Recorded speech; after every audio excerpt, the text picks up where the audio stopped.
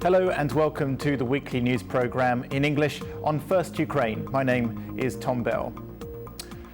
Let's start this evening with news from Poland, where the NATO military alliance has kicked its major summit off, the main aim to bolster European security. Speaking at the event, US President Barack Obama announced the deployment of hundreds more troops to Poland, describing it as, quote, the most important moment for the alliance since the Cold War. The end of the summit is expected to bring more news on a new missile defence shield for Eastern Europe and the creation of multinational battalions in response to the Russian military intervention in eastern Ukraine. Our correspondent found out more. Western leaders have met in Warsaw for a NATO summit this week, which focuses on increasing solidarity against Russian aggression. NATO members plan to create multinational battalions next year, which will include nearly 3,000 troops. The United Kingdom will run the standby NATO force with thousands of troops based at home and in Germany. However, NATO chiefs stressed that the alliance will continue to seek a constructive dialogue with Russia. NATO does not seek confrontation. We don't want a new Cold War. The Cold War is history and it should remain history. But we have to be able also in a more challenging security environment to defend and protect all allies. On Saturday, Ukraine's President Petro Poroshenko will meet with leaders from US, UK, Germany, France and Italy as part of the summit. Now moving on, and hundreds of soldiers from the US and Canada have been training Ukrainian troops, medics and combat engineers to defend their country against Russian-backed separatist forces. The Rapid Trident 2016 military exercises concluded this week at Ukraine's biggest peacekeeping centre. The main aim of the training mission is to teach soldiers from around the world NATO standard fighting techniques and principles. Practicing for a future military assault, soldiers on the ground advance, supported by helicopters, tanks and other military vehicles. The enemy is ahead on higher ground, hidden from view. This large operation at the International Peacekeeping and Security Centre in western Ukraine is fictitious by all means. However, with Russia's invasion of Ukraine's Donbass industrial heartlands, there's a fear among former Soviet and now NATO member states that this scenario could someday be all too real. This is part of one of the biggest multinational exercises ever on Ukrainian soil. It is great to see 13 nations, 1,800 soldiers training together to ensure that we are prepared to operate together as one, to learn from each other, and to build our readiness. But to build for this readiness, there's a lot to learn. Over the past 2 weeks, these international servicemen have practiced all sorts of tasks. For example, urban combat, countering improvised explosives, and medical training. The tasks are familiar to many of the Ukrainian soldiers at the exercises, having already served in the war zone hundreds of miles away in Donbass. Yet the drills still provided a challenge, even for the most experienced combatants. This soldier said the artillerists did a good job. Without artillery, it was difficult, very difficult. The hilly terrain makes it difficult to move fast. Also, there is engineering equipment, barbed wire, anti-tank strips, and very many trenches. Meanwhile, one top member of General Staff from neighbouring Georgia praised the efforts of Ukrainian soldiers. Today I saw modern armed forces, modern unit, modern soldiers with different mindset, with different understanding of today's combat reality. And also I so surprised because Ukrainians trying to develop their armed forces, conduct reforms, and same time conduct this operation, NATO operation in east of the country. So again, I'm so impressed, and I already cannot call my colleagues from Ukrainian army as a partners, because we are brothers in arms right now.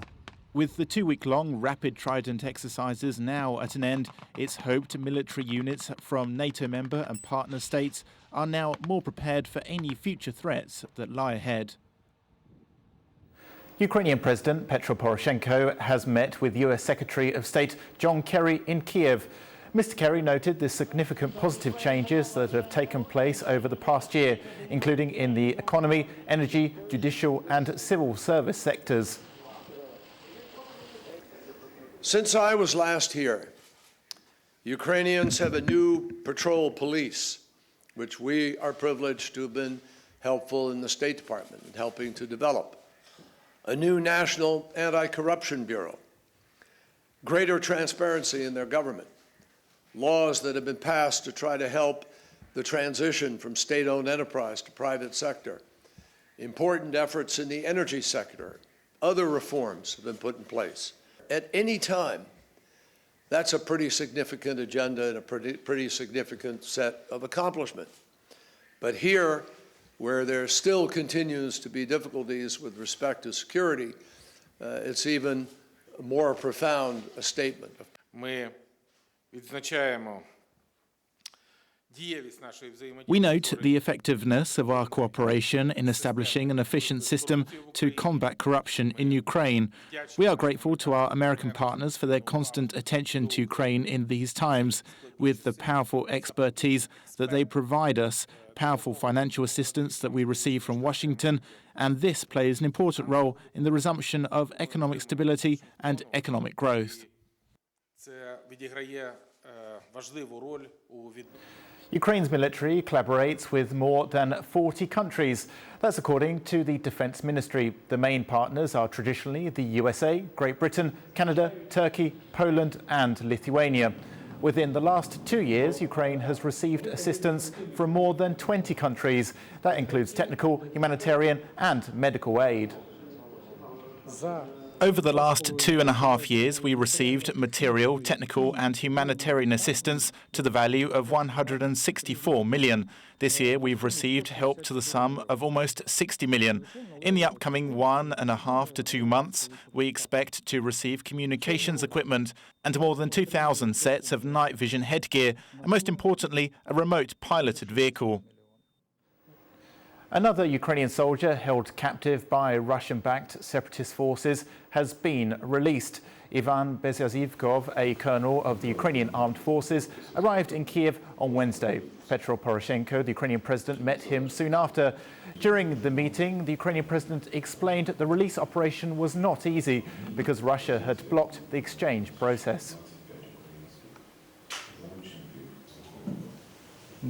For almost 2 years, I was in a nervous strain every day. It was really difficult. In the psychological sense, first of all, I was ought to stay in Donetsk for 2 years, but in different groupings. It's been more than 2 years since the start of Russia's military intervention in eastern Ukraine. Yet Moscow continues to deny sending arms and manpower across the border to fight alongside militants in Donetsk and Luhansk regions. But this week's findings by civil society organizations may prove otherwise. After months of investigation and countless field missions, organizers have published their results. According to our investigation, we may not only conclude but definitely state that in the summer of 2014 there was shelling from the Russian Federation. At least 5 villages were under fire and the 6th was Krasna Italivka. According to the international humanitarian law, if one country executes an armed intervention on the territory of another country, and it doesn't matter how long this intervention lasts, all these actions should be qualified as an international armed conflict. The Ukrainian government has decided to prolong the food embargo against Russian goods. Just last month, Vladimir Putin decided to extend the import ban into Russia for countries that had introduced sanctions against his country. The import ban for Ukrainian products is effective from the beginning of the year.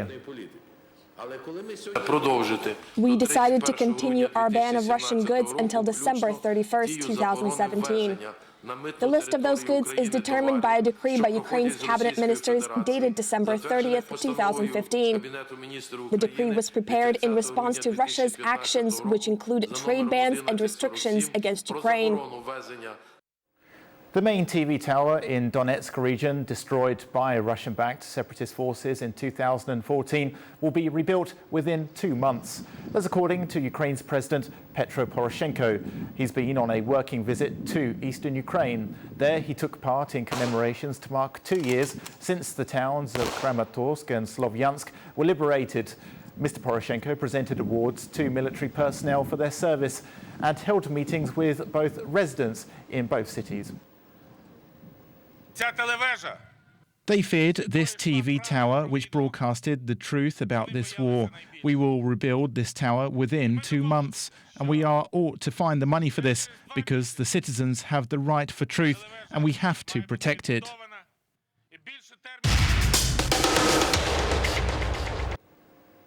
Moving on to other news, and a serving Ukrainian member of parliament faces arrest and possibly prison if he returns to the country.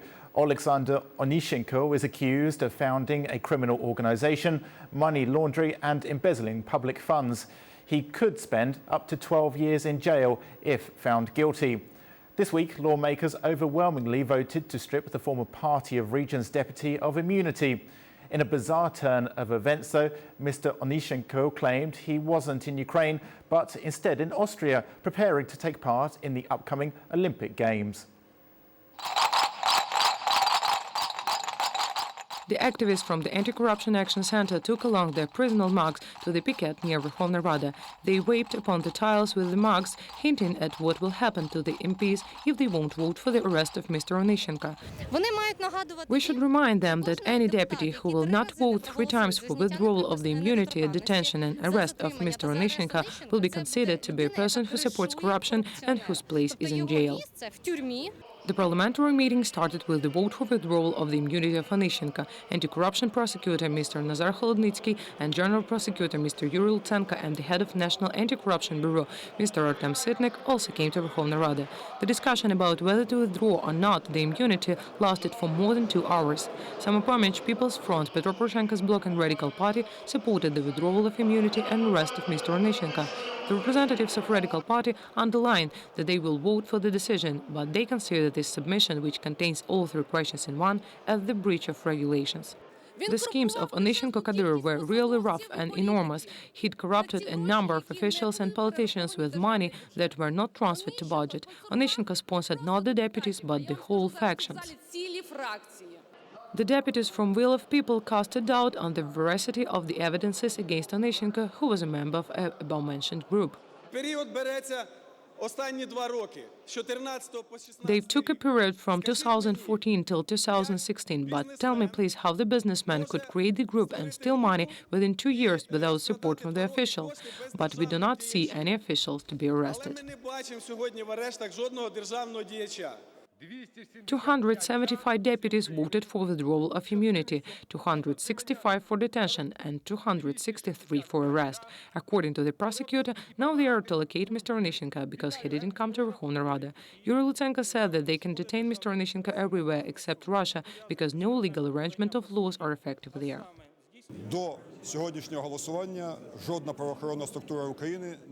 Before today's voting, a law enforcement entity in Ukraine could stop the inviolable MP who could travel freely till today. So, in the nearest future, after bringing the accusation, we'll start the procedure of state and interstate detection.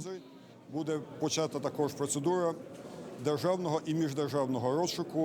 3rd of July, Onyshenko was still in Moscow, according to his photos in Instagram, but today he stated on his Facebook page that he's in Austria. Thus, what's happening now is nothing else than the selectiveness of the process with total absence of evidences. The entire situation shows that I would not have a chance to protect myself in a proper manner, so I decided not to let them to arrest me in Verkhovna Rada Hall, and now I'm getting ready for the Olympic Games in Austria. Anti-corruption prosecutor doesn't believe that Onyshenko is in Austria. When he wrote in social media that he's in Vienna or in Kiev, he lied. But we have reliable information that on the 2nd of July he took a flight to Minsk and just tried to show me at least 1 flight from Minsk to Vienna. Now all people fly to Moscow through Minsk because there is no direct traffic between Ukraine and Russia. Olga Prasyanuk, Mr. Onyshenko's lawyer, states that they will lodge the petition to the High Administrative Court of Ukraine and to the European Court of Human Rights because one submission cannot contain 3 questions. Moreover, General Prosecutor did not announce the evidences and did not give a possibility to review them.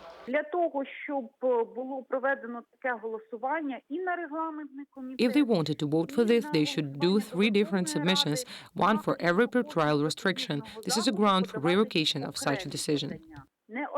подання на всі питання, а на кожне питання окреме подання. Anti-corruption prosecutor has passed the project of accusation of Alexander Onyshenko to general prosecutor. He said that even if Mr. Onyshenko avoids the detaining, anyway they will bring him to responsibility and execute forfeiture. There have been protests this week in Kiev over the price of utilities. It's after tariffs increased substantially at the start of the month. But after talks, union representatives came to an agreement with the government leaders over the price hikes. Our correspondent has more.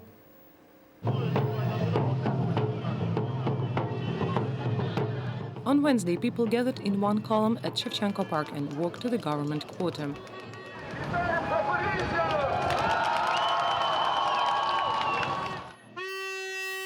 The other column marched to the walls of the Cabinet of Ministers building from the Park of Glory. Досить робити жебрака з трудової людини. Підвищення цін і тарифів лише за умови адекватного підвищення зарплат і соціальних стандартів. As the number of people increased, state officials could be seen closing their windows, yet the protesters still hoped their demands would be heard. I am against the tariff raising. For how long are you going to stay here? We are ready to stay here until someone comes down and hears us. We work in education. We want a real, respectable salary. We will pay those tariffs. We don't need any subsidies. It's thrown in people's faces like a handout. We don't need that.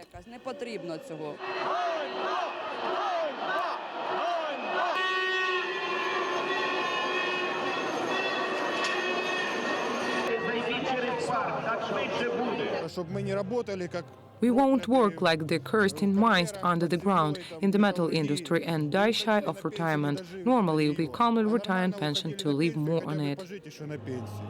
It's so painful, especially for the youth. Someone needs to think about them, and nobody forced us to come here, no one. We decided by ourselves to come here, because there are no energies left. The cabinet meeting should have started at 11 a.m., but it was delayed for half an hour. Ukraine's Prime Minister Volodymyr Hrysman met with representatives of the national labor unions. He had this to say. We don't want to be closed and make some decisions which might be negative towards our state and our people. That is why here we are good partners, and it is very good that are talking about general agreement where we can very precisely define our cooperations. Labor union representatives said they found a common language with the government, but the people from streets still remained unsatisfied. They waited 4 hours for any outcome. Representatives of labor unions from all over Ukraine gave our government and the Verkhovna Rada 10 days. Why? Because no one from Verkhovna Rada or Cabinet of Ministers have come down to the protesters. According to the protesters, if the government changes nothing, the next rallies won't be so peaceful. And now here's a roundup of the biggest stories from around the world this week. Plans to set up an EU-wide border control system were endorsed by MEPs in Strasbourg this week. Under the initiative, national authorities will still manage their borders on a day-to-day basis. However, if EU external borders are under pressure, member states will be able to seek help from rapid response multinational border guard teams. The new regulations were approved to help the EU deal with the influx of migrants and refugees, mainly coming from the Middle East and Africa. Muslims worldwide have celebrated Eid, marking the end of Ramadan. The start day of the annual 3 to 4 day festival differs based on the sightings of the new moon.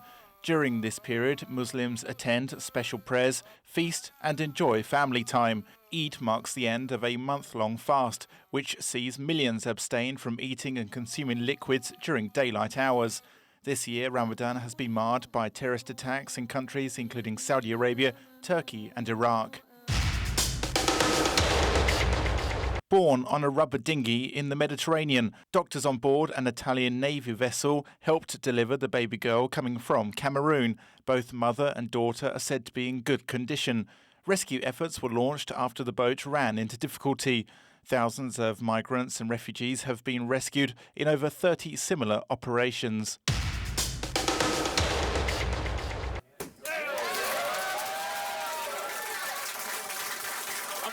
NASA's solar-powered Juno spacecraft entered into orbit around Jupiter this week. The aim of the mission is to conduct a comprehensive study of the planet's formation, evolution and structure. The Juno craft is the first spacecraft designed to operate at such a great distance from the Sun. It arrived successfully at Jupiter after an almost 5-year journey. This is the first time a spacecraft will orbit the poles of Jupiter, providing new answers to ongoing mysteries about the planet's core, composition and magnetic fields. On Monday, theatre groups from around Ukraine gathered for a football competition. For the second year, drama artists showed their masterpieces on the football playground. Our correspondent Olga Tekachenko found out more.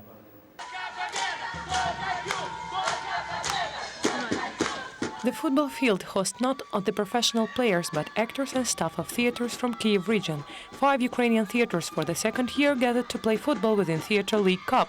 The organizer told us about the aims of the tournament. To attract the youth, not only professional footballists and kids who try sports, but the people of art. The idea was that artists were training outside the theatre, so the youth pay attention to their physical form and try sports. It's some sort of training, the result of which artists show at the stage.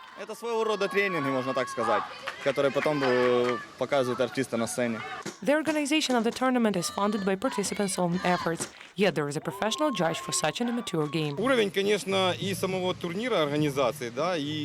The level of the tournament organization as well as the game itself pleasantly surprises, it grows. So is the level of skills of the players. Last year it wasn't so good looking, now it is more pleasant to see and for fans at the stands to be satisfied.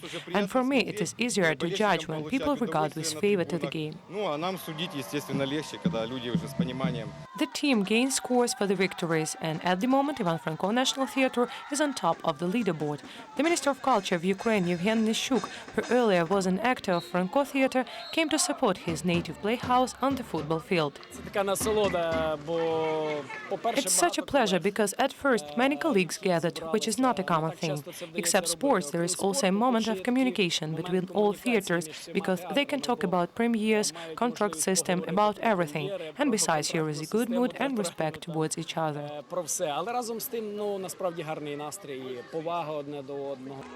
The competition is in full play. The passions are similar to those experienced while performing on stage, the actors say. It is a real pleasure. It's not difficult at all, because at the stage we have also a team play, so it's nothing new. It's a great holiday for all who came today, for the fans as well as for us. So it's only a positive, and we should keep doing it to hold regularly such tournaments. Very emotional, very tense, strong rivals. The game is awesome. I think that it's not only a good idea, it's a super idea, because actors are not simple people who can play on stage. The actors are people who have great talent and strong health, and with pleasure granting their fans and colleagues with a good play. I think such an idea should live further and further. І з задоволенням дарують гарну гру своїм вболівальникам, своїм колегам, партнерам по театру. Я гадаю, що ця ідея взагалі повинна бути і надалі. Colleagues came to support theatrical football players as well as ordinary playgoers who could admire their favorites at unusual for them playground. Even the smallest spectator actively supported his favorite team from Lesya Ukrainka Theatre. Even the smallest spectator actively supported his favorite team from Lesya Ukrainka Theatre. The last game is over, the scores are counted. Organizers prepare the winner cups, medals and commendations for each participant. And the winner of the Theatre League Cup becomes Ivan Franko Theatre, while Saksahansky Kyiv Theatre comes in second. The organizers thanks for participation and voice hope the tournament to widespread all over the country. It was a football tournament between theatres from Kyiv region.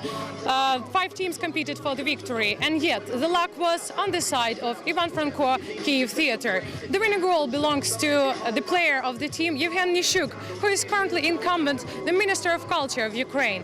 The teams are having photo shoots now. It was Olga Tkachenko for First Ukraine.